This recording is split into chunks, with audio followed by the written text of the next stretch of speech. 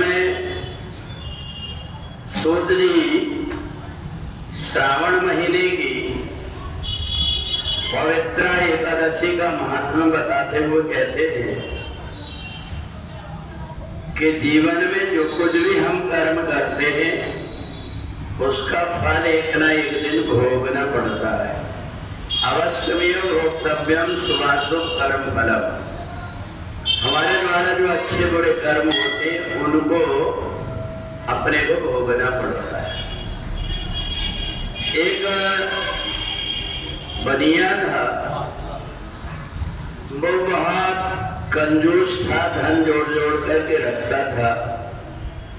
पर एक बार उससे एक अच्छा कर्म हो गया कि एक व्यक्ति भूख से तड़प रहा था, उसके पास उसका स्वयं का जो भोजन था वो उसने उसको दे दिया। उसके कारण दूसरे जन्म में जाकर के वो महेशमती नगरी का राजा हुआ। परंतु उसके जितने भी प्रकार के कर्म थे उन कर्मों के कारण उसके घर में धंधा व्यवसाय करे वो उसमें फायदा ना हो, कोई भी कार्य करे कुछ न कुछ प्रकार की परेशानी लगे।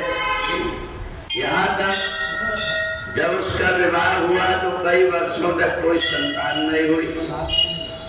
राजा बड़ा दुखी कि मेरे पास धन तो है परंतु इतनी सारी परेशानी, सारी जनता भी बड़े दुखी हो कि राजा तो बड़े सज्जन हैं, किसी को सताते नहीं, पर इनके जीवन में एक एक करके दुख क्यों आ रहे हैं।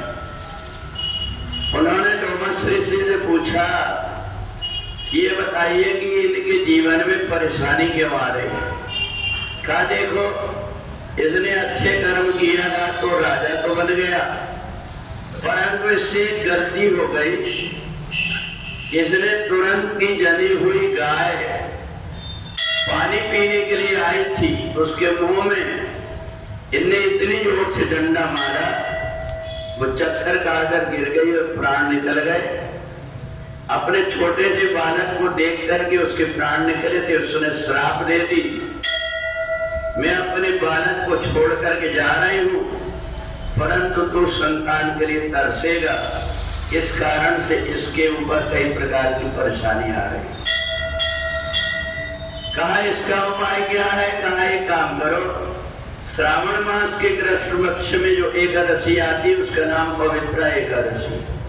इस दिन प्रातः काल उठ करके और भगवान से प्रार्थना करना कि आज मेरे से कोई प्रकार का कोई पाप ना हो, और पूरा दिन ओम नमो भगवते वासुदेवाय बोलते हुए और पूरा दिन भगवान की याद करें।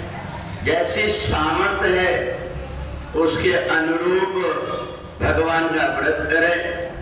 रात्रि में भी दीपक रख करके और भगवान को प्रणाम करें। इस प्रकार से अगर ये पवित्र एकादशी का पूजन और व्रत करता है और व्रत की महात्मा की कथा को सुनता है तो इसके जो पाप लगे हुए हैं ये पाप से मुक्ति हो जाएगी।